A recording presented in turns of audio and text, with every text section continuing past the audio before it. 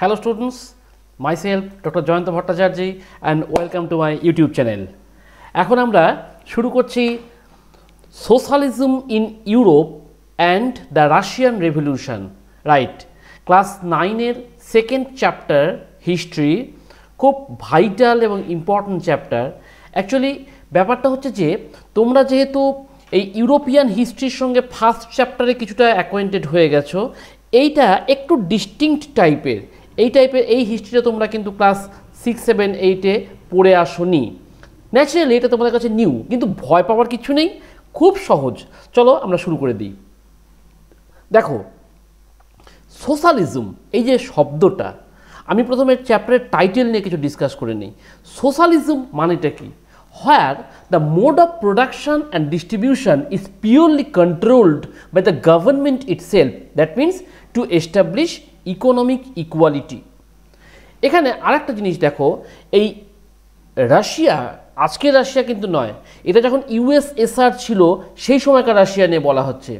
তো এই রাশিয়ার জিওগ্রাফিক্যাল লোকেশনটা এমনই ছিল, ইউরোপ এবং এশিয়া দুটো কন্টিনেন্টের কানেক্টর। ন্যাচারালি এশিয়ান কন্টিনেন্টের দিকে যেই পার্টটা ছিল সেই পার্টটাতে কিন্তু এশিয়ান ইনফ্লুয়েন্স অনেক বেশি ছিল। On the other hand European টাচে যে অংশটা ছিল, যে পোর্শনটা, সেখানে ইউরোপিয়ান ইনফ্লুয়েন্স ছিল। ফলে একটাই কান্ট্রির মধ্যে একটা মানে ভ্যারাইটি অফ কন্টিনেন্টাল ইনফ্লুয়েন্স আমরা দেখতে পেলাম। এবার আসছি, দেখো এই যে নামটা বলছে রেভলিউশন। রেভলিউশন কেন বলা হলো? রেভলিউশন মানেই হচ্ছে যখন বা whenever the people is not satisfied with their existing ruler, they try to overthrow by adopting violent means, that is revolution. তো তাহলে রাশিয়ান রেভলিউশন কেন হলো, এইটাকে নিয়ে আমরা এখন ডিসকাস করব।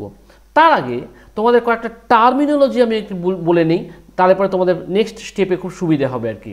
দেখো এখানে আমরা কতগুলো টার্ম দেখতে পাই: র্যাডিক্যাল, লিবারাল, মডারেট, কনজারভেটিভ, এই টাইপের কিছু টার্মস তোমরা দেখতে পাবো আর কি। তো এগুলো কি? র্যাডিক্যাল হচ্ছে those who want to bring about changes suddenly, এখনই চেঞ্জ চাই, by adopting violent means. Liberal কারা?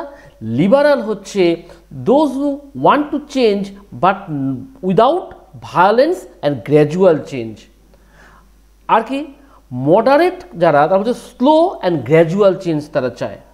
আর কনজারভেটিভ অর্থাৎ ওল্ড কনসেপ্টের বেস করে যারা আছে, they do not want to bring about any change, rather they want to maintain status quo, that means যা চলছে সেভাবেই চলুক।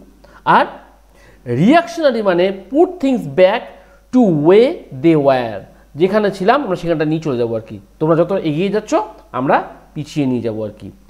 এবার দেখো এই যে কয়েকটা টার্ম আমরা যদি তোমাদেরকে এখান থেকে বলি, এই যে কনজারভেটিভ, মনে মনে ভাবো এটা তোমাদের গ্র্যান্ডফাদার, গ্র্যান্ডমাদার, এরা যারা কিনা পুরনোটাকে ধরে রাখতে চায়। আর একটা দেখো এই যে লিবারাল। লিবারাল কারা? ধরো তোমাদের পেরেন্টস, অর্থাৎ বাবা মা, তাদের বাবা মাকেও ফেলতে পারছে না, আবার তোমাদের চেঞ্জটাকেও চাইছে, কিন্তু স্লো বাট গ্র্যাজুয়াল চেঞ্জ। আর র্যাডিক্যাল, দ্যাট মিনস ইয়োরসেলফ, এখনই চেঞ্জ চাই, কোনো আমি কিছু বুঝবো না, এরকম ব্যাপারটা আর কি। তো সেরকমই আমরা একটু ডেফিনেশন দিচ্ছি আর কি। লিবারাল মানে কি? Liberal believed in a system which accepted all religious and not concentrate on a single religion. অর্থাৎ রাশিয়াতে সেই সময় যারা লিবারাল ছিল, তারা এই রিলিজিয়ানকে বেস করে তারা কি বলছে, যারা অল রিলিজিয়ানকে অ্যাকসেপ্ট করছে একটা সিঙ্গল রিলিজিয়ানের পরিবর্তে আর কি। এবং তারা কিন্তু ডাইনেস্টিক রুলের এগেনস্টে ছিল, এবং তারাও কোশ্চেন করছিল যে 1 পার্সন 1 ভোট, এরকম করে আর কি। এবার সে কনজারভেটিভ। কনজারভেটিভ কারা? এটা আইডিওলজি, যারা কিনা প্রমোট করছে ট্র্যাডিশনাল কাস্টমস, প্র্যাকটিসেস যেগুলো আছে, কালচার, সোশ্যাল, পলিটিক্যাল স্পেয়ার্সে যেগুলো যা আছে সেগুলো ওরকম করেই থাক, এবং বলছে it believes in preserving traditional values, এই যে preserving traditional values and institutions such as social hierarchy, family, property and churches, এগুলো যেভাবে চলছে সেভাবেই চলুক বলে কনজারভেটিভরা চাইছে। আর একটা হচ্ছে র্যাডিক্যালস, এই যে একটু আগে বললাম যে তোমরা যারা কিনা চাইছো সাডেন চেঞ্জেস, যদি গভর্নমেন্ট না মানে আমরা ভায়োলেন্স নিয়ে নেব, তোমাদের তো কনসেপ্টই এটা, রাইট। এবার দেখো রাশিয়াতে industrial society and social changes কীভাবে এসেছিল। দেখো খুব ভেরি সিম্পল ওয়েতে এটা বোঝার চেষ্টা করো। ইন্ডাস্ট্রিয়ালাইজেশন জিনিসটা কি? ইন্ডাস্ট্রিয়ালাইজেশন মানে হচ্ছে যখন কিনা বিভিন্ন এরিয়াতে গ্র্যাজুয়ালি ইন্ডাস্ট্রিজ এক্সপ্যানশন করতে শুরু করে, যেখানে প্রচুর ফ্যাক্টরিজ তৈরি হচ্ছে, যেখানে মেন ওম্যান চিলড্রেন তারা কাজ করতে আসছে, এইটা হচ্ছে ইন্ডাস্ট্রিয়ালাইজেশন। এই ইন্ডাস্ট্রিয়ালাইজেশন কি করলো, আস্তে আস্তে প্রচুর জব অপরচুনিটিস দিচ্ছে। ন্যাচারালি মেন ওম্যান চিলড্রেন এরা কি করবে, ফ্যাক্টরিতে আসবে কাজ করতে। এবার এইটার সুযোগ নিয়ে কি করলো, ফ্যাক্টরির যারা কাজ দিচ্ছে তারা কি করলো, ওয়ার্কিং আওয়ারটাকে বাড়িয়ে দিল এবং ওয়েজেসটাকে কমিয়ে দিল। তাহলে ন্যাচারালি গরিব হবেই। কী করলো, এরা হচ্ছে যে ওয়ার্কিং আওয়ারটাকে বাড়িয়ে দিল আর ওয়েজেসটা কমিয়ে দিল। এর ফলে এরা কি হলো, পোর হতে শুরু করলো। এরপরে দেখো এই পোর হওয়ার সঙ্গে সঙ্গে কী আসলো, আর একটা প্রবলেম, আনএমপ্লয়মেন্ট আসতে শুরু করলো এবং তারা ডিমান্ড করলো যে আরও বেশি ইন্ডাস্ট্রিয়াল গুডস চাই, কম হয়ে যাচ্ছে। তারপরে কী হচ্ছে, housing and sanitation are the problem. কেন? যেহেতু টাউনটা র্যাপিডলি গ্রো হচ্ছে এবং গভর্নমেন্ট সেটাকে মেজার করতে পারছে না, যার জন্য কিন্তু তারা অ্যারেঞ্জমেন্ট করতে পারছে না। এবং এই লিবারালস র্যাডিক্যালস এরা কি করছে, এরা সলিউশন সার্চ করতে শুরু করলো এই ইস্যুটাকে কেন্দ্র করে, যে how to solve this problems of housing and sanitation in towns. Town কেন বলছি, তার কারণটা হচ্ছে যে এই সব জায়গাতেই কিন্তু মেনলি ফ্যাক্টরি ওয়ার্কাররা কনসেন্ট্রেট করতে শুরু করে এবং সেই সঙ্গে তারা কি করলো, এই লিবারালসরা র্যাডিক্যালসরা তারাকে অপোজ করতে শুরু করলো। কি বলছে, এই যে যেটা প্রিভিলেজেস বা ওল্ড অ্যারিস্টোক্রেসি যেটা আছে, যারা যে বাই বার্থ যে প্রিভিলেজগুলো পাচ্ছিল, এইগুলোকে রাখা হবে না এবং এই যে ইন্ডিভিজুয়াল এফোর্ট, লেবার এন্টারপ্রাইজ যেগুলো আছে, এদেরকে ভ্যালু দিতে হবে যাতে কিনা সোশ্যাল চেঞ্জেসটা আসে তাড়াতাড়ি। এবার কি বলল, যখন এটা এই সোশ্যালিজম ইউরোপে আসতে শুরু করছে, দেখো কবে আসলো না, by the mid 19th century ইউরোপে সোশ্যালিজম এই আইডিয়াটা আসতে শুরু করলো এবং এটা কিন্তু আস্তে আস্তে ওয়াইড স্প্রেড হওয়া শুরু করলো। এই সোশ্যালিস্টরা, আমি প্রথমে বলেছিলাম economic equality by means of government involvement, এই সোশ্যালিস্টরা কী করলো, they are against the private property এবং তারা এই প্রাইভেট প্রপার্টিটাকে চিন্তা করলো, this are the real cause, root cause of social evils. কারণ রিচ এবং পোর যত বেশি আসবে তত বেশি সোসাইটি কিন্তু প্রবলেম ক্রিয়েট করবে। এবার দেখো socialists had different vision of the future. তারা মানে বিভিন্ন থিঙ্কার্স, পলিটিক্যাল থিঙ্কার্স যারা আছে, তারা তাদের পয়েন্ট অফ ভিউগুলো তুলে ধরেছে। যেমন ধরো একজন পলিটিক্যাল থিঙ্কার বা ইংলিশ একজন লোক রবার্ট ওয়েন, তিনি কি বলছেন, তিনি বলছেন যে socialist sought to build a cooperative community called the New Harmony in Indiana। দেখো ইন্ডিয়ার মতন যেটা একটা হারমোনি, ইন্ডিয়াতে যেমন variety of religion, caste, sex একসঙ্গে থাকছে, এইরকম টাইপের একটা কোঅপারেটিভ কমিউনিটি ডেভেলপ করতে চাইছে। ফ্রান্সের একজন লোক, তার নাম হচ্ছে লুইস ব্ল্যাঙ্ক, তিনি কি করলেন, তিনি বলছেন government wanted to encourage cooperatives and replace capitalist enterprise। অর্থাৎ ওখানে যারা ইন্ডিভিজুয়াল ক্যাপিটালিস্ট আছে তাদেরকে এরা রিপ্লেস করতে চাইছে। আচ্ছা, কার্ল মার্কস, আরেকজন জার্মান ফিলোসফার কার্ল মার্কস এবং ফ্রেডরিক অ্যাঞ্জেলস, এরা কি বলছে, এদের কথা অনুযায়ী workers had to overthrow capitalism. দেখো ক্যাপিটালিজম মানে ইন্ডিভিজুয়াল ওনারশিপ, ক্যাপিটালিজমকে ওভারথ্রো করতে হবে। And the rule of private property, এটাকে রাখা হবে না, একদম পুরোপুরি কেটে দাও, according to Karl Marx and Engels. বলছে he was convinced that workers would triumph in the conflict with the capitalist, মানে ক্যাপিটালিস্টটা তো সংখ্যায় কম ন্যাচারালি, এবার এদের এগেনস্টে যদি ওয়ার্কাররা যায় তাহলে কিন্তু স্বাভাবিকভাবেই এই ওয়ার্কাররা জয় পাবেই।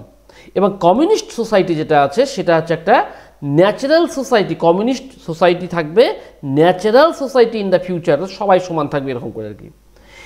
এই যে ইউরোপে একটা সোশ্যালিজম আইডিয়াটা যেটা রেইজ করলো সেইটা কিন্তু অনেকের দ্বারাই সাপোর্টেডও হলো আবার ইউরোপে। দেখো কি বলছে, বাই 1870s, দেখো মিড 19th সেঞ্চুরি 1870s কি বললো, সোশ্যালিস্ট আইডিয়াটা আস্তে আস্তে ইউরোপে স্প্রেড করতে শুরু করলো। বলছে এই সোশ্যালিস্টদের যে আইডিয়াগুলো এরা কি করলো, they formed an international body named second international. দেখো এটা একটা কিন্তু শর্ট কোশ্চেন হয় অনেক সময়, যে হোয়াট ইজ সেকেন্ড ইন্টারন্যাশনাল।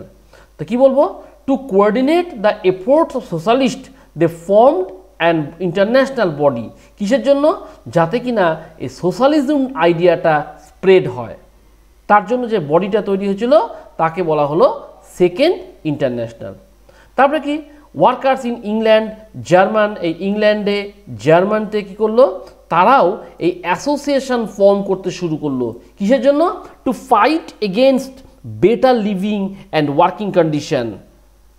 জার্মানিতে আমরা দেখলাম এই যে অ্যাসোসিয়েশন তৈরি হলো, তারা কি করলো, they are closely with the social democratic party, SDP নাম দেওয়া ছিল আর কি, and helped it win parliamentary seat. তাহলে এই সোশ্যাল ডেমোক্রেটিক পার্টি যেটা ছিল জার্মানিতে, এই ওয়ার্কাররা কিন্তু এদেরকে হেল্প করলো যাতে এটা জেতে এবং জিতলো এবং পার্লামেন্টারি সিট তারা পেয়ে গেল আর কি।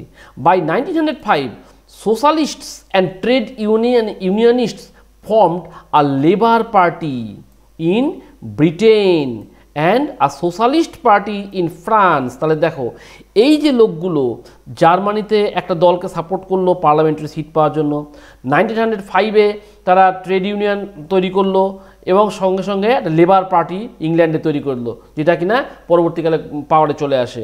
তারপরে কি, ফ্রান্সে সোশ্যালিস্ট পার্টি আর একটা নতুন পলিটিক্যাল পার্টিও কিন্তু তারা ফর্ম করলো। এই যে এত কিছু যে তৈরি হচ্ছে, ডেফিনেটলি সোশ্যালিজমের একটা পাওয়ার আছেই বলতেই হবে। এবার দেখো এই যে রাশিয়ান রেভলিউশন নিয়ে যে বলছি, প্রশ্নটা এলো হোয়াট ইজ রাশিয়ান রেভলিউশন, এইটাই তো বলা হয়ে উঠলো না। দেখো ভেরি সিম্পল, একদম শর্টে, socialists took over government in Russia through the October revolution of 1917.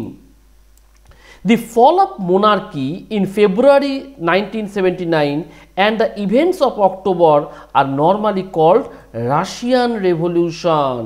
তাহলে যদি আমরা বলি what is the definition of Russian revolution, very simple জিনিস, যে অক্টোবরে পরপর দুটো রেভলিউশন হলো, একটা ফেব্রুয়ারি রেভলিউশন, একটা অক্টোবর রেভলিউশন। এই যে 1917-এ দুটো রেভলিউশন হলো, এইটাকে মিলে বলা হচ্ছে রাশিয়ান রেভলিউশন। তাহলে এই যে রাশিয়ার কথা আমি যে বলছি, এই রাশিয়াটা কোন রাশিয়া? দেখো আমি আস্তে আস্তে এখানকার জিওগ্রাফিক্যাল, রিলিজিয়ান, সোসাইটি সব নিয়ে তোমাদেরকে তুলে ধরবো, যাতে কিনা সেই সময়কার এন্টায়ার পিকচারটা তোমাদের সামনে চলে আসে। তাহলে প্রথমে আমি বললাম হোয়াট ইজ রাশিয়ান রেভলিউশন। এবার আসছি আমি রাশিয়ার যে টেরিটরি ছিল কোনখানে। দেখো আজকের দিনে যে কান্ট্রিগুলো আছে সেগুলোকে নিয়ে আমি তোমাদের বলছি। আজকে যে Finland, Latvia, Lithuania, Estonia, parts of Poland, Ukraine, Belarus, এই সবগুলো মিলে and it stretch to the Pacific and comprise today's central Asian states, যেমন কি জর্জিয়া, আর্মেনিয়া, আজারবাইজান, এই সবগুলো মিলে কিন্তু ছিল রাশিয়া। দ্যাট মিনস এখানে একটা জিনিস বলতে হবে, এটার নাম ছিল অ্যাকচুয়ালি ইউএসএসআর। কেউ কেউ বলে United state of Soviet Russia, কেউ কেউ বলে union of Soviet socialist Republic, actually এটাই হচ্ছে। আচ্ছা এবার দেখো ওখানে রিলিজিয়ান প্র্যাকটিসটা কেমন ছিল। বলছে মেজরিটি ছিল হচ্ছে যে অর্থোডক্স খ্রিশ্চানিটি। এটা এই গ্রিক অর্থোডক্স চার্চের থেকে এই কনসেপ্টটাকে উঠে এসেছিল, যদিও এর মধ্যে ক্যাথলিক্সরা ছিল, প্রোটেস্ট্যান্ট ছিল, ওখানে কিছু মুসলিমস ছিল, কিছু বৌদ্ধিস্ট ছিল, সকলেই থাকতো, কিন্তু মেজরিটি ছিল কিন্তু অর্থোডক্স খ্রিশ্চানিটি। এটা গেল রিলিজিয়ান। এবার আসছি আমি ওখানকার সোসাইটি, ইকোনমি অ্যান্ড সোসাইটি কেমন ছিল। দেখো, আমরা যেই সময়কার কথা বলছি সে সময় কিন্তু মেজরিটি এগ্রিকালচার। দেখো, সে সময় রাশিয়াতে আমরা দেখতে পাই যে অ্যারাউন্ড 85% পিপুল ইন রাশিয়া তারা কিন্তু এনগেজ ছিল এগ্রিকালচারের উপর। আর ইন্ডাস্ট্রি ছিল খুব পকেট এরিয়াতে, অল্প কয়েকটা ইন্ডাস্ট্রি ছিল, তার মধ্যে মেইনলি ছিল হচ্ছে সেন্ট পিটার্সবার্গ আর মস্কো, যে ইম্পর্টেন্ট টাউন্সগুলো, শহরগুলো, তার মধ্যেই কিন্তু ইন্ডাস্ট্রিজগুলো ছিল। এখানে বলছে many factories were set up in 1890s। কখন? যখন কিনা রাশিয়াতে রেলওয়ে নেটওয়ার্ক এক্সটেন্ডেড হলো, ফরেন ইনভেস্টমেন্ট আসতে শুরু করলো, তখন কিন্তু রাশিয়াতে ইন্ডাস্ট্রি এক্সপ্যানশন হলো। আর যখন ইন্ডাস্ট্রি এক্সপ্যানশন হলো তখন কিন্তু মোস্টলি ছিল private property of industries, individual or group of individual. গভর্নমেন্টের লার্জ ইন্ডাস্ট্রি সেরকম ছিল না, কিন্তু এই প্রাইভেট এন্টারপ্রাইজে কি করতো, এখানে মিনিমাম ওয়েজ দিত। বুঝতে পারছো তো? এবার দেখো এই যে সোশ্যালিজমটা কিভাবে আসলো রাশিয়াতে। দেখো, এই যে all political parties were illegal in Russia before 1914, অর্থাৎ যখন জান নিকোলাস টু ছিল, এই জান নিকোলাস টু সমস্ত পলিটিক্যাল পার্টিগুলোকে ইলিগাল করে দিয়েছিল। এই Russian social democratic workers party যেটা ছিল সেটা 1898-এ সোশ্যালিস্টরা তারা কিন্তু তৈরি করলো। কোনটা নিয়ে? না, মার্কসের আইডিয়াটি। তারা মার্কসকে খুব রেসপেক্ট করতো। তাহলে প্রশ্ন আসলো 1914 পর্যন্ত ব্যান ছিল, আবার তোমরা বলবে যে এখানে 1898-এ তৈরি হলো। হ্যাঁ, তলে তলে তৈরি হচ্ছিল, যেটা প্রকাশ করতে পারতো না। আচ্ছা, তারপরে কি বলছে? Socialists were active in countryside, এই যে রুরাল এরিয়াতে তারা খুব অ্যাক্টিভ ছিল ইন দ্য লেট 19th সেঞ্চুরিতে, এবং তারা সোশ্যালিস্ট রেভলিউশনারি পার্টি ফর্ম করলো 1900-এ। দেখো, 1898-এ একটা পার্টি ফর্ম হলো। তারপর এই যে Russian social democratic workers party, এটা তৈরি হলো 1898-এ। তারপরে 1900-এ দেখলাম সোশ্যালিস্ট রেভলিউশনারি পার্টি তৈরি হয়ে গেল। তলে তলে সব রুরাল এরিয়াতে কিন্তু এগুলো তৈরি হচ্ছে। দেখো, এই পার্টিগুলো কি জন্য তৈরি হচ্ছিল না, যে পিজেন্টস এবং পিজেন্টসদের রাইটস যেগুলো ছিল সেগুলোর জন্য তারা স্ট্রাগল করছিল আর কি। এবং তারা চাইছিল যে এই সোশ্যাল ডেমোক্র্যাটস যারা আছে তারা রেভলিউশনে যুক্ত পিজেন্টসদেরকে অ্যাড করুক, তাহলে কিনা এই সোশ্যালিস্টিক এটা মুভমেন্টটাকে আমরা স্ট্রং করতে পারবো। এবার দেখা গেল এই যে পার্টিগুলো যে স্ট্র্যাটেজি তৈরি করছিল, এই তারা নিজেদের মধ্যে গণ্ডগোল লেগে গেল। তখন আমরা দেখলাম এই মেন যে পলিটিক্যাল পার্টি ছিল Russian social Democrat workers party যেটা ছিল, সেটা দুটো পার্টে ভাগ হয়ে গেল। একটা লিডার বলশেভিক পার্টি, এর লিডার হলো হচ্ছে ভ্লাদিমির লেনিন, আর আরেকটা হচ্ছে মিনশেভিক পার্টি, এরা বাদবাকিটা। দেখো, এই মিনশেভিকটাই কিন্তু একটা ইনিশিয়াল স্টেজে অনেক বেশি স্ট্রং ছিল, বলশেভিকরা খুব উইকার ছিল। এবার দেখো 1905-এ একটা প্রবলেম অ্যারাইজ করলো। সেই সময় আমরা দেখছি রাশিয়াতে জান নিকোলাস টু এর অটোক্রেসি চলতো। এই যে জান নিকোলাস টু অটোক্রেসি চলছে, অটোক্রেসিটা কি? দেখো, অটোক্রেসিটা হচ্ছে যে a state or society governed by one person with absolute power. তাহলে একজন লোকের অ্যাবসলিউট পাওয়ার নিয়ে কিন্তু এটা চলতো। তাহলে এই রাশিয়াতে সেই সময় অটোক্রেসি ছিল। এখান থেকে প্রশ্ন হতে পারে হোয়াট ইজ অটোক্রেসি? তাহলে বুঝতে পারছো, ওয়ান পারসন অ্যাবসলিউট পাওয়ার যেটা, সেটা হচ্ছে অটোক্রেসি। এবার দেখো, together with the social Democrats and socialist revolutionary, এই লোকগুলো, এই পিজেন্টস অ্যান্ড ওয়ার্কার্স যারা ছিল, তারা 1905-এ ডিম্যান্ড করতে থাকলো একটা কনস্টিটিউশন চাই, এবং তার জন্য তারা রেভলিউশন করতে শুরু করলো। এইবার আসছি আমি 1905-এর যে রেভলিউশনটা ছিল কি নিয়ে। দেখো, 1904-এ পার্টিকুলারলি সেই সময় রাশিয়ান ওয়ার্কারদের খুব ব্যাড টাইম চলছিল। দেখো, এই সময় কি হলো, এসেনশিয়াল গুডসের দাম খুব বাড়তে থাকলো, সেই সঙ্গে ওয়ার্কারদের ওয়েজেস 20% রিডিউস করে দিল। দেখো জিনিসপত্রের দাম বাড়ছে আর ওয়ার্কারদের টাকা কমিয়ে দিল এবং বলল the membership of workers association rose dramatically. Naturally এই ওয়ার্কার যারা আছে এরা তো চাইবেই যে আমি কোনো না কোনো জায়গায় শেল্টার নিই, নাহলে তো আমি পাচ্ছি না। এবং কি করলো, 1904-এর দিকে প্রচুর পরিমাণে মেম্বার হতে শুরু করলো এই ওয়ার্কার্স অ্যাসোসিয়েশনের মধ্যে, যাতে কিনা এদের ওয়েজেসটা ঠিক থাকে, এদের ওয়ার্কিং টাইমটা একটু ঠিকঠাক নিয়ে আসা যায়। সেই কারণে তারা অ্যাসোসিয়েশনের নাম লেখাতে শুরু করলো।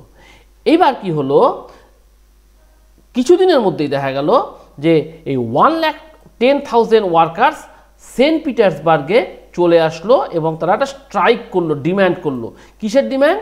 যে এই যে ওয়ার্কিং আওয়ার, ডে টাইমে 8 ঘন্টার বেশি আমরা কাজ করবো না, 8 আওয়ার্স আমরা কাজ করব এবং ওয়ার্কারদের কন্ডিশনটাকে ইমপ্রুভ করতে হবে, এই নিয়ে তারা একটা ডিম্যান্ড করে বসলো। এবং আমরা দেখলাম যে ফাদার গ্যাপন, একজন ওয়ার্কারদের লিডার, সে কি করলো, যে রাশিয়ার যে উইন্টার প্যালেস ছিল সেখানে তারা অ্যাটাক করে বসলো এবং সঙ্গে সঙ্গে পুলিশ তার গভর্নমেন্টের অর্ডারে তার কী করলো, গুলি করতে শুরু করলো এবং হান্ড্রেডস অফ ওয়ার্কার্স রাস্তার মধ্যে গুলি খেয়ে মারা গেল এবং অ্যাবাউট 300 তারা উন্ডেড হয়ে গেল।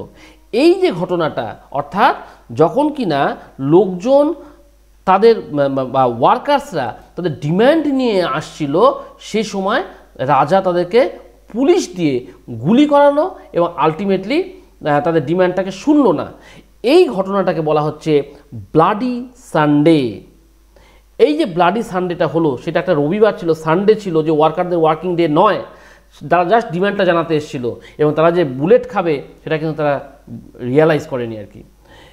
এই যে হলো, এর কনসিকুয়েন্সটা কি হলো দেখো। এই যে গুলি করলো, এর ফলে কি হলো, চারিদিকে স্ট্রাইক হওয়া শুরু করলো কান্ট্রিতে এবং সমস্ত লোকজন দোকানপাট ক্লোজ ডাউন করে দিল। স্টুডেন্টরা বিভিন্ন জায়গায় ওয়ার্কআউট করতে থাকলো এবং ক্যাম্পেইন করতে থাকলো এবং যে সিভিল লিবার্টিস যে আমাদের নেই সেটা তারা ক্যাম্পেইন করতে থাকলো এবং লয়ার, ডাক্তার, ইঞ্জিনিয়ার, আদার মিডল ক্লাস পিপুল যারা ছিল সবাই তারা কিন্তু এই ইউনিয়ন করে তো ডিমান্ড করতে থাকলো এবং একটা ডিমান্ড করলো কনস্টিটিউয়েন্ট অ্যাসেম্বলি ফর্ম করতে হবে, না হলে আমরা চলবে না। এইবার দেখো এই ঘটনার রেসপেক্টে জার কি স্টেপ নিল, অর্থাৎ সেই সময় যে রাজা ছিল জার নিকোলাস II, জার কি স্টেপ নিল। জারও কম লোক যায় না, কি করলো, immediately dismissed the first Duma within 75 days. ওখানে রাশিয়ান পার্লামেন্টের নাম ছিল ডুমা এবং সে একটা সেকেন্ড ডুমাকে রি-ইলেক্ট করলো 3 মাসের মধ্যে, যে আমার পার্লামেন্টের ন্যাশনাল অ্যাসেম্বলির লোকজন চাই না, তোমরা হাঁটো, আমি নতুন একটা তৈরি করে দিচ্ছি।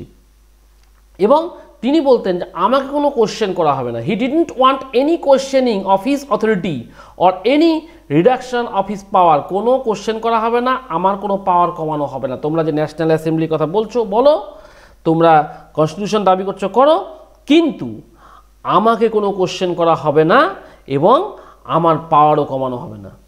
এবং কি করলো, he change the voting law and pack the third Duma, আর একটা ডুমা তৈরি করে দিল। সেই সঙ্গে কি বলল, liberals and revolutionaries were kept out. এরা দুজনে প্রবলেম ক্রিয়েট করছে, এই দুটোকে বের করে দাও।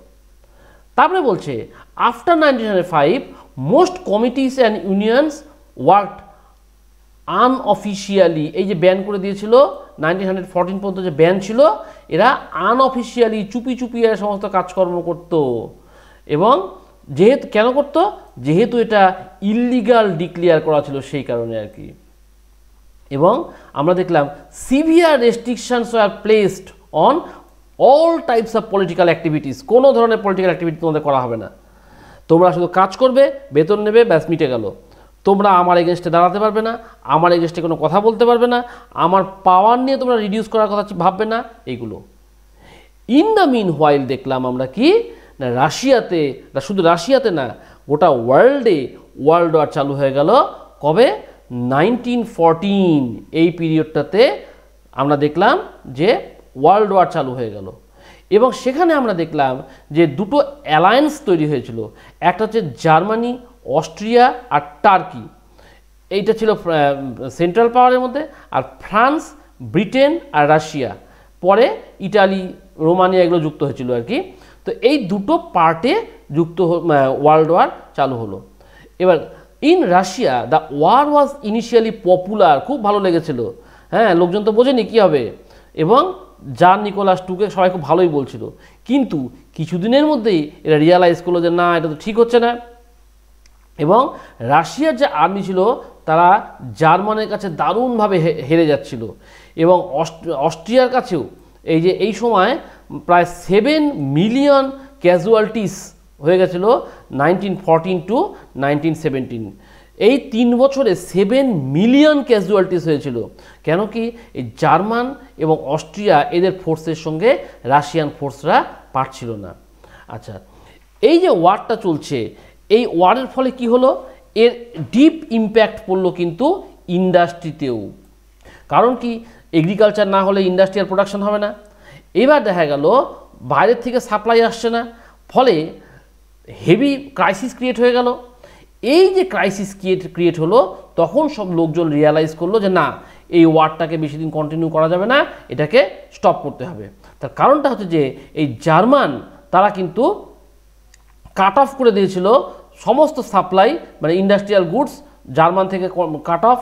কারণ কি, বাল্টিক সির উপর এরা কবজা করে রেখেছিল, যার জন্য রাশিয়াতে আর কেউ কিছু নিয়ে যেতে পারবে না, অভাব সৃষ্টি হবে, অর্ডিনারি পিপল প্রেশার দেবে। এই যে ওয়ারটা, এবার এই ওয়ারটার সিভিয়ার ইম্প্যাক্ট পড়েছিল ইন্ডাস্ট্রিতে। এখানে দেখা গেল যে এই যে কাট অফ করলো, industrial goods supply cut off করে দিল, বাল্টিক সি বন্ধ করে দিয়ে আর কি, মানে বাল্টিক সির উপরে এমন তারা নজরদারি শুরু করে দিল যে রাশিয়াতে কোনো কিছু জিনিসপত্র আসছে না। এর ফলে কি হলো, এই যে ওয়ারটা মারাত্মকভাবে ভেগ করে গেল আর কি। এবার দেখা গেল এই লেবার শর্টেজ শুরু হতে শুরু করলো। কারণটা কি, এই যারা ওয়ার্কার্স ছিল তাদেরকে ধরে ধরে নিয়ে যাচ্ছে, চলো তোমরা যুদ্ধ করবে। এরা তো যুদ্ধে কিছুই জানে না, তাও তোমাদের যুদ্ধ করতে হবে। ফলে ইন্ডাস্ট্রিয়াল ওয়ার্কার শর্টেজ হয়ে গেল। ওয়ার্কার শর্টেজ হওয়াতে কী হবে, এসেনশিয়াল গুডস যেগুলো সেগুলো কমে যাচ্ছে, দোকানপাট সব বন্ধ হয়ে যাচ্ছে। এবার এই large supplies of grains were sent to feed the armies, অর্থাৎ অর্ডিনারি পিপুল খেতে পাক কি না পাক, আর্মিকে আগে সাপ্লাই করো। এবার সিটি এরিয়াতে কি বলছে, ব্রেড অ্যান্ড ফ্লোর বিকাম স্ক্যার্স, অর্থাৎ শহর এলাকাতে রুটি, আটা এগুলো কিচ্ছু আর পাওয়া যাচ্ছে না। এবং এর জন্য 1916-এ ওখানে রায়ট লেগে গেল। খাবার পেতে লাগবে তো মানুষের, খাবার না পেলে কী করে বাঁচবে, রায়ট লেগে গেল। এই সমস্ত ইনসিডেন্টকে রেসপেক্ট করে কি করলো, এই ফেব্রুয়ারি রেভলিউশন হলো। এবার আসছি আমরা এই ফেব্রুয়ারি রেভলিউশনটা কেন হলো। দেখো কজেস কি কি। প্রথমে বলছে যে অটোক্রেটিক রুল অফ জার, অর্থাৎ জার নিকোলাস টু যে ছিল আর কি, সে অনেক যুদ্ধ করেছে এবং যুদ্ধ করে করে তার এরিয়াটাকে বিরাট করে ফেলেছিল। এবং দেখা গেল এই যুদ্ধ করতে করতেই রাশিয়ার ট্রেজারি একদম শেষ। আলটিমেটলি জার কী করতো, ম্যাক্সিমাম ট্যাক্স ইম্পোজ করতো অর্ডিনারি পিপুলদের উপর, এবং এই পিজেন্টদের কন্ডিশন ছিল খুবই বাজে অবস্থায়। যেহেতু মেজরিটি অফ রাশিয়ান ছিল এগ্রিকালচারিস্ট, তারা কি করতো, they were paid less and work more and sometimes আরও বেশি কাজ করতে হতো আর কি। এবং ইন্ডাস্ট্রিয়াল শর্টেজ, যেহেতু রাশিয়ায় এগ্রিকালচার প্রোডাকশন কমে যাচ্ছে, ন্যাচারালি র মেটেরিয়াল সাপ্লাই হচ্ছে না, অ্যাজ এ রেজাল্ট রাশিয়াতে কিন্তু ইন্ডাস্ট্রিয়াল প্রোডাকশান আস্তে আস্তে ডাউন হতে থাকলো। এই ইন্ডাস্ট্রিয়াল ইকুইপমেন্টসগুলো আস্তে আস্তে কমতে শুরু করলো, খারাপ হয়ে গেলে সারানোর লোক পাচ্ছে না, মাল্টিপারপাস প্রবলেম ক্রিয়েট হতে শুরু করলো, যেটা কিনা আলটিমেটলি দেখা গেছিলো যে ফেব্রুয়ারি রেভলিউশন ক্রিয়েট করেছিল আর কি। এই যে রেভলিউশনটা হলো, এই রেভলিউশনের রেজাল্টটা কি হলো, ভেরি সিম্পল। দেখো, জারকে আমরা নামিয়ে দিলাম, 500 ইয়ার্স ধরে যে অটোক্র্যাটিক রুল চলে আসছিল রাশিয়াতে, সেটাকে আমরা পুরোপুরি ক্লোজ করে দিলাম, আর চলবে না। আর কি, প্রভিশনাল একটা গভর্নমেন্ট তৈরি করে দেওয়া হলো রাশিয়াতে, যাতে এখন এটা চলতে পারে আর কি। কিন্তু রাশিয়া কিন্তু এই ওয়ার্ল্ড ওয়ারটাকে কন্টিনিউ করলো, কার্নেস্কির আন্ডারে একটা গভর্নমেন্ট তৈরি হলো, কিন্তু সে কিন্তু যুদ্ধ থেকে বেরিয়ে এলো না, বরং সে যুদ্ধটাকে কন্টিনিউ করলো। এবার এই যে রেভলিউশনটা হয়ে গেল, এর ফলে কি হলো, army officials, landlords, industrialists and influential যা ছিল আর কি, তারা কিন্তু এই প্রভিশনাল গভর্নমেন্টের মধ্যে ঢুকলো। কিন্তু লিবারালস আর সোশ্যালিস্ট যারা ছিল তারা কিন্তু এই গভর্নমেন্টের জন্য কাজ করছিল। এবার দেখা গেলো 1917-এ বলশেভিক লিডার ভ্লাদিমির লেনিন সে কিন্তু রাশিয়াতে ফিরে আসছিল, অনেক দিন সে লুকিয়েছিল, তারপরে সে ফিরে এসে সে একটা রাইট আপ বের করলো, যার নাম দিল এপ্রিল থিসিস। মোস্ট ইম্পর্টেন্ট জিনিস একটা এপ্রিল থিসিস। সেখানে কি বলল, রাশিয়াতে তিনি কিছু চেঞ্জেস আনতে চাইছেন। কিছু কি চেঞ্জেস, যে এই ওয়ারটাকে ক্লোজ করতে হবে। ফার্স্ট হচ্ছে ওয়ারটাকে ক্লোজ করতে হবে, ল্যান্ড যেটা আছে সেই ল্যান্ডটা পিজেন্টসদেরকে ট্রান্সফার করতে হবে, আর কি ব্যাংক টু বি ন্যাশনালাইজড। এই তিনটা ডিম্যান্ড ছিল লেনিনের রাইট অ্যাপটার মধ্যে। এইটাকে বলা হয় হচ্ছে এপ্রিল থিসিস। তোমাদের অনেক সময় এটা কিন্তু ছোট প্রশ্ন আকারে আসে। তো তাহলে মেইন যে ফোকাসটা এপ্রিল থিসিসের মধ্যে সেটা হচ্ছে যে ওয়ার বন্ধ করতে হবে, ল্যান্ড পিজেন্টসদেরকে ট্রান্সফার করতে হবে, আর ব্যাংক ন্যাশনালাইজড করতে হবে। ব্যাংক ন্যাশনালাইজড মানে কি, মানেটা হচ্ছে যে গভর্নমেন্ট পুরোপুরি দায়িত্ব নিয়ে নেবে। অর্থাৎ তুমি যদি টাকা রাখো তাহলে পরে তোমার কোনো ভয় থাকবে না, তুমি সিকিওর থাকতে পারবে, সেফ থাকতে পারবে, এবং যদি ব্যাংক ক্রাশ করে যায় তাহলেও তুমি কিন্তু তোমার টাকা পাবে। এই যে ডিম্যান্ডগুলো, এটা কিন্তু আস্তে আস্তে পপুলারিটি পেতে শুরু করলো, এবং এই যে বলশেভিকরা জুলাই মাসে 1917-এ তারা কিন্তু যে দাবিটা করছিল তাকে রিপ্রেসড করে দেওয়া হলো। কিন্তু কান্ট্রি সাইডে এই peasants and socialist revolutionary leader যারা ছিল এরা কিন্তু এটাকে সমানেই চাইছিল ল্যান্ডগুলোকে রিডিস্ট্রিবিউট করে দেওয়া হোক, এবং তারা এনকারেজ করছিল পিজেন্টসদেরকে। তারপরে দেখা গেল যে বাই দ্য সোশ্যালিস্ট রেভলিউশনারি যারা ছিল তারা পিজেন্টসদের কাছ থেকে ল্যান্ডগুলোকে নিয়ে নিল, যাতে গভর্নমেন্টের কন্ট্রোলে চলে আসে আর কি। এরপরে আমরা দেখলাম যে এই যে ফেব্রুয়ারি মাসে প্রথম একটা রেভলিউশন হলো। রেভলিউশন হওয়ার পর একটা প্রভিশনাল গভর্নমেন্ট বসেছিল সেই কার্নেস্কির আন্ডারে। প্রভিশনাল গভর্নমেন্ট ঠিকঠাক চালাতে পারলো না। তারপরে আমরা দেখলাম যে বলশেভিক পার্টি দারুণভাবে উঠে আসলো, এবং তারা কি করলো, পাওয়ারটাকে ক্যাপচার করে নিয়ে military revolutionary committee was appointed by the Soviet under Leon Trotsky to organise the seizure. অর্থাৎ এই যে পিজেন্টসদের কাছ থেকে যে জমিগুলো সিজ করে নেওয়া হচ্ছিল, এইটাকে দেখার জন্য একটা কমিটি তৈরি করা হয়েছিল, রেভলিউশনারি কমিটি। তার লিডার ছিল লিওন ট্রটস্কি। এই লিওন ট্রটস্কির আন্ডারে যে কমিটি তৈরি হয়েছিল, এরা দেখছে যে কি করে কি করা যায় আর কি।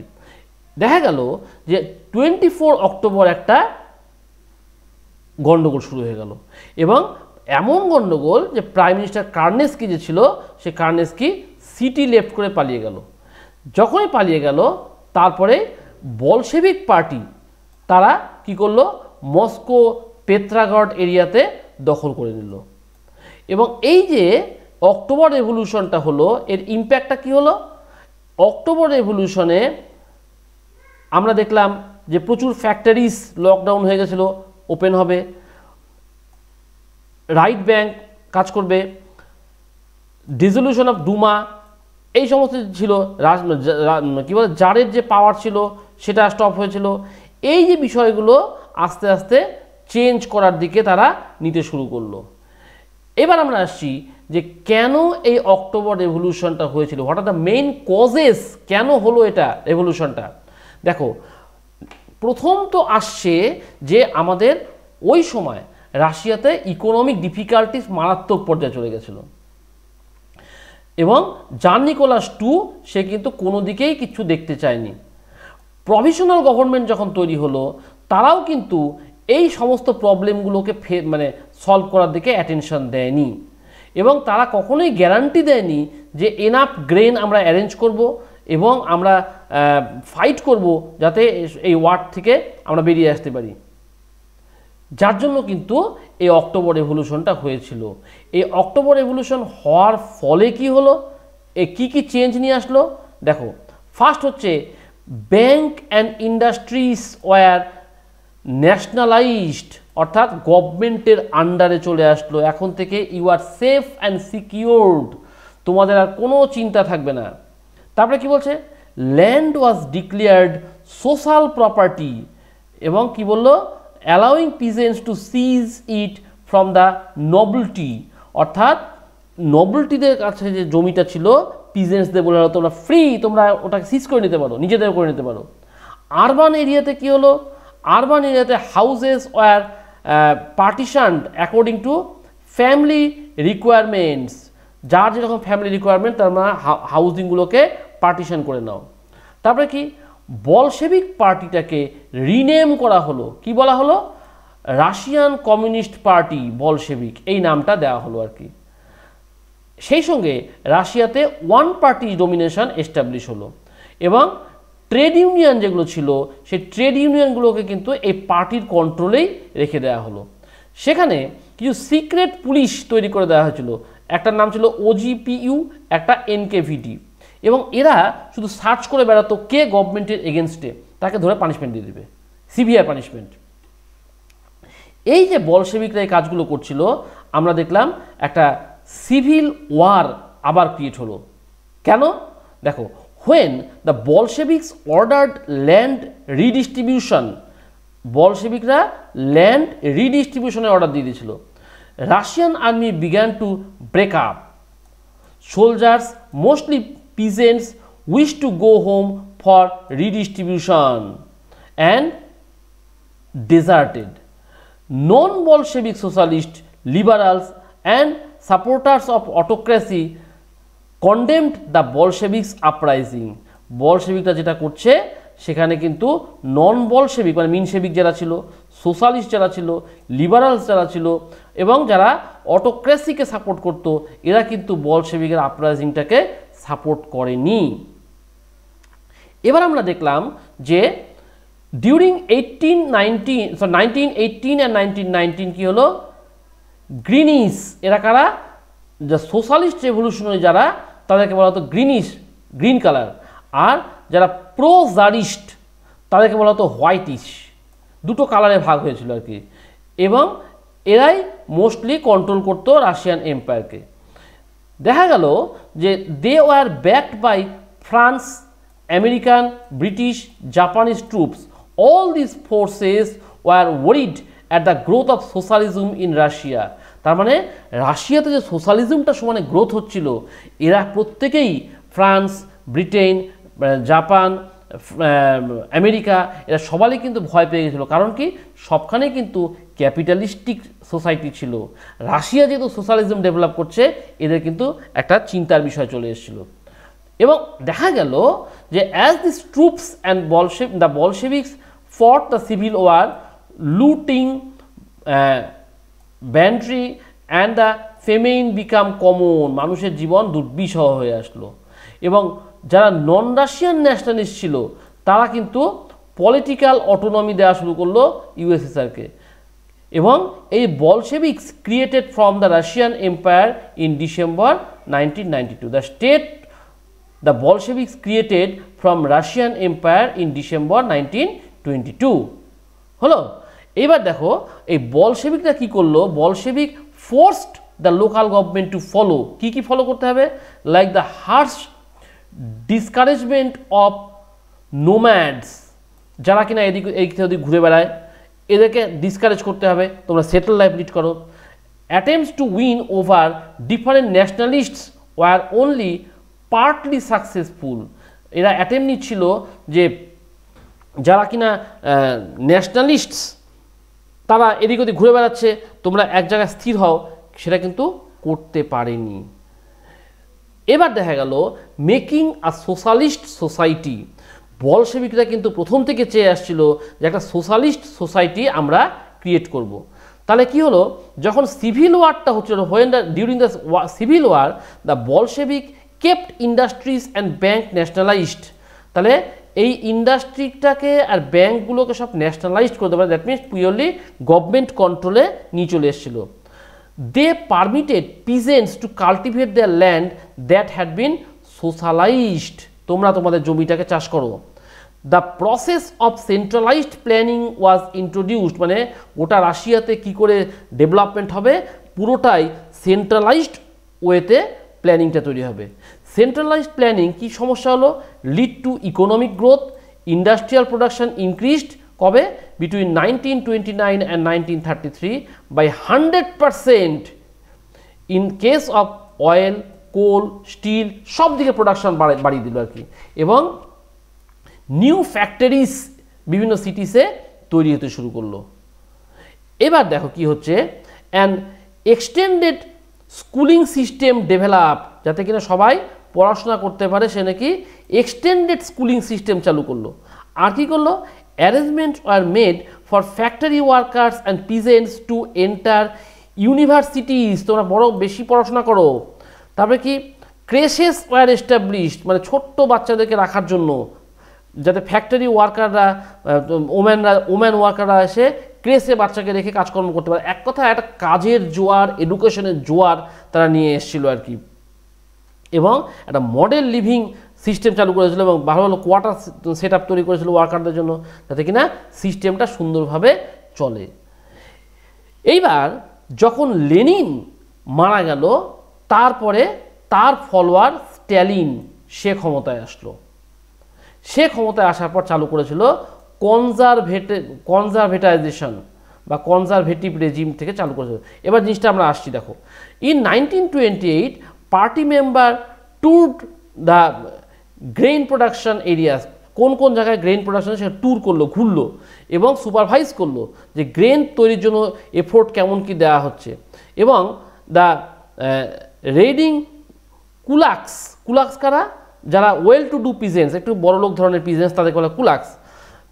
তারা দেখলো as shortage continued the decision was taken to collectivise farms, অর্থাৎ এই ফার্মগুলোকে, ছোট ছোট ফার্ম আছে সেগুলোকে বড় করে দাও, কয়েকজনের জমিটা একসঙ্গে করে দাও, তাহলে জায়গাটা বড় হবে।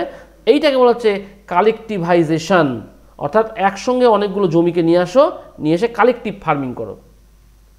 এই যে এখানে বলছে what was collectivisation programme, collectivisation policy adopted by Soviet government pursued most intensively between 1929 and 33।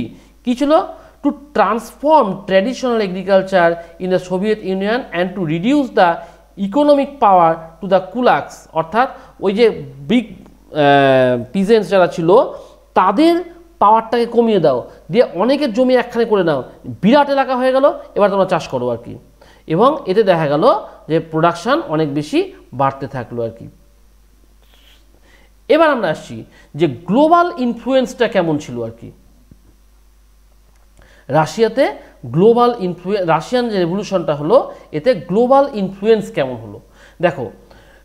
The influence on the global level রাশিয়ার কী কী ছিল, বলশেভিকস encouraged the colonial people to follow their experiment, অর্থাৎ বলশেভিকরা এই কলোনিয়াল পিপুলকে, মানে এই আমাদের মতন দেশগুলো যারা পরাধীন ছিলাম, এই দেশগুলোকে তারা বলল যে এরকম আমাদেরকে ফলো করলে তোমরা ডেভেলপ হয়ে যাবে আর কি। এবং তারা সাপোর্ট করতে শুরু করলো। বলছে many non Russians from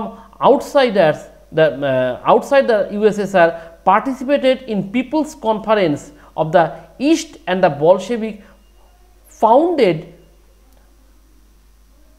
Cominters, অর্থাৎ নন রাশিয়ান যারা ছিল, রাশিয়ার বাইরে যারা ছিল আর কি, তারাও এই পিপলস কনফারেন্সে যোগ দিতে শুরু করলো।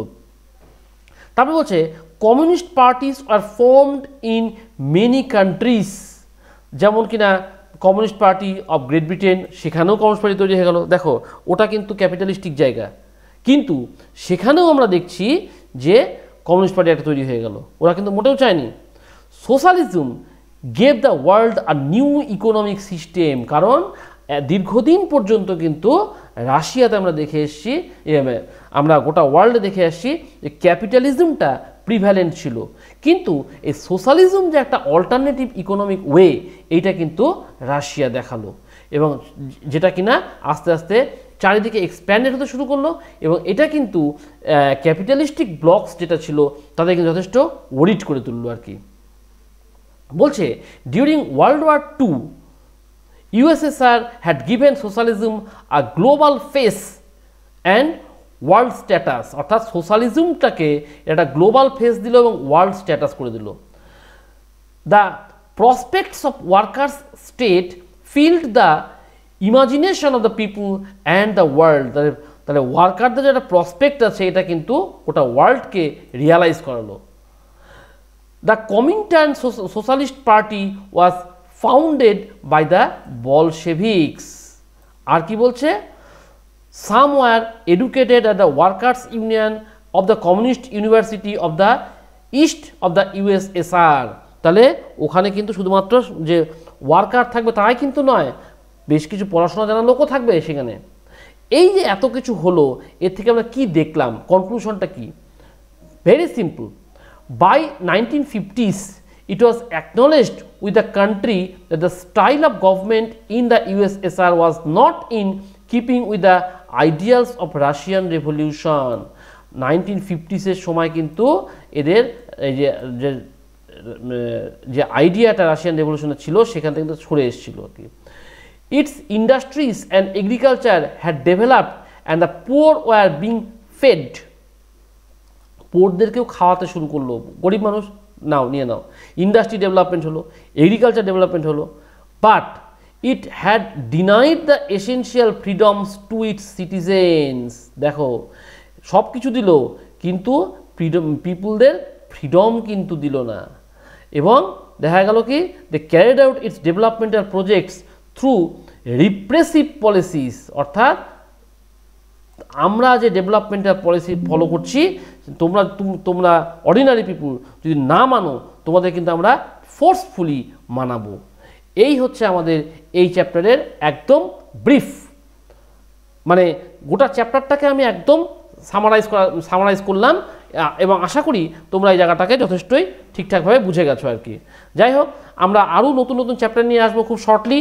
চ্যানেলটিকে অবশ্যই সাবস্ক্রাইব করতে ভুলবে না, লাইক করবে, শেয়ার করবে এবং কমেন্ট করে জানাবে তোমাদের কী কী নিডস থাকলো, কী কী প্রবলেমস আরও তোমরা ফেস করছো, এবং তোমাদের আরও কী কী ডিম্যান্ডস আছে জানাবে। আমি অবশ্যই খুব তাড়াতাড়ি পরের ভিডিওতে নিয়ে আসবো। আশা করি বুঝে গেছো। সাবস্ক্রাইব করতে ভুলবে না। Thank you.